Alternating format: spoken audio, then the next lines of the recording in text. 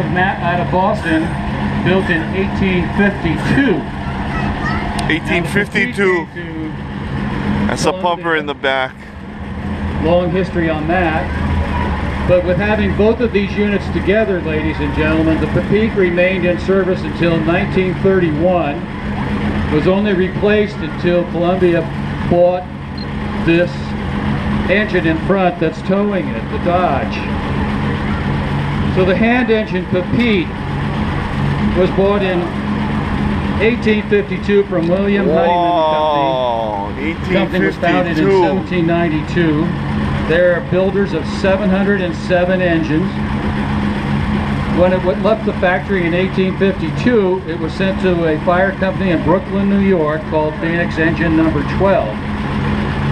It was shipped back to Brooklyn in 1855. During the time that the engine was back with Honeyman, a special request was received to Mr. Honeyman from King Kamehameha of the Sandwich Islands. Wow! Anybody know where the Sandwich Islands are? Oi! Apparently they didn't know in Boston at the time. And the engine was then sold to the King Kamehameha. Wow!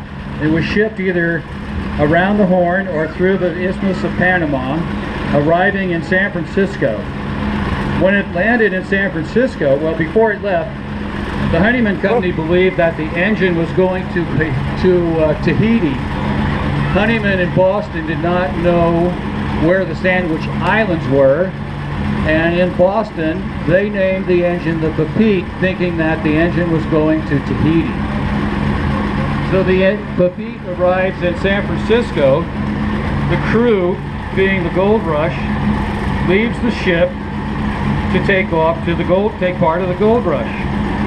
The engine languished in San Francisco for 3 to 4 years. Wow! Probably because no one knew who held title to the ownership.